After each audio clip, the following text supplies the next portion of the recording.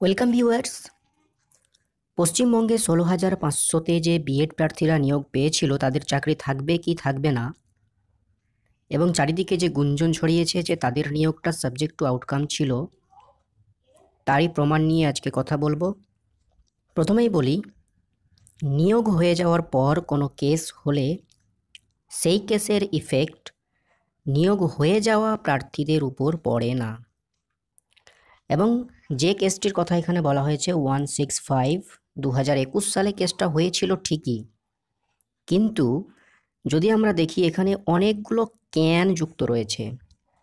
Can 1, can 2, can 3, can 4, can 5, যেখানে প্রত্যেকটা এদিকে দেখা যাচ্ছে ডিসপোজড হয়ে গেছে, সমস্তগুলো ডিসপোজড হয়ে গেছে, অর্থাৎ কেস খারিজ হয়ে গেছে। লাস্ট যে ক্যান 4 সেটা খারিজ হয়েছে 20/1/2022 এবং নিয়োগ হয়ে গিয়েছিল তার অনেক আগে, অর্থাৎ 2021-এ নিয়োগ কমপ্লিট হয়ে গেছে। তারপরে আবার 1/9/2022-এ আবার ক্যান 5 ফাইল করা হয়েছে, যেটা নিয়োগ হয়ে যাওয়ার অনেক পর। তো এখানে দেখা যাচ্ছে যে ক্যান 4 পর্যন্ত সমস্ত কেস ডিসপোজড হয়ে গেছে, অর্থাৎ কেস খারিজ হয়ে গেছে। এবং এই লাস্ট যে ক্যান 4 রয়েছে সে অর্ডার কি হয়েছিল সেটাও দেখাবো। কেসগুলো বিভিন্ন বেঞ্চে হয়েছে এবং লাস্ট আমাদের বিচারপতি অমৃতা সিনহা ম্যাডাম, তিনি ক্যান 4 সেটাকে খারিজ করেছেন।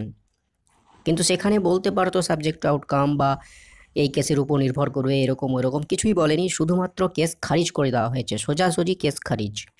তারপরে আবার ক্যান ফাইল করা হয়েছে, যেটার হিয়ারিং মার্চ মাসে হয়েছিল, যেটা নিয়ে সমস্ত ইউটিউবাররা বলছে।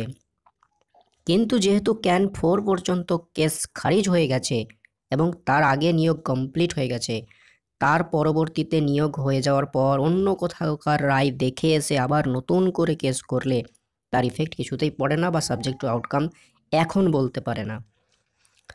তো যাই হোক, যেটা নিয়ে সন্দেহ সকলের মনে ছিল সেই সন্দেহটা দূর করতে পারলাম আশা করি। কোনো সাবজেক্ট টু আউটকাম ১৬,৫০০-তে নেই, সমস্ত কেস খারিজ করে দেওয়া আছে।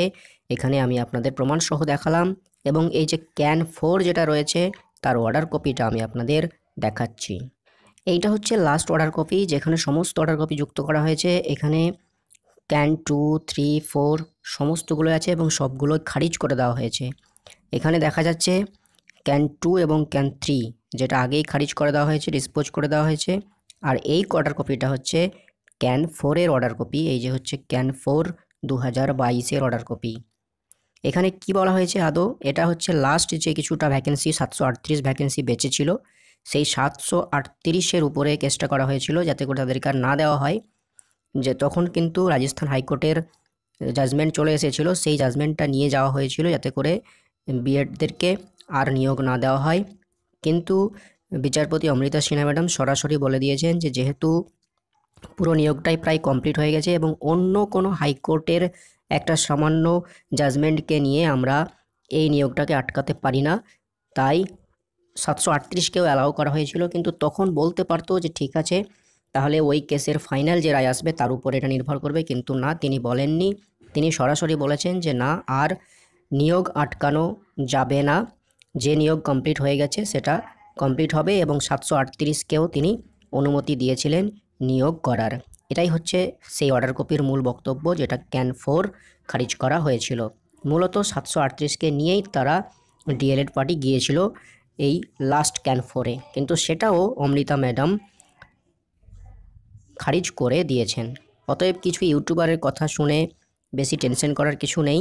তারা ভিউজ কামানোর জন্য না জেনে, সঠিক তথ্য না জেনে উল্টোপাল্টা খবর দেয়।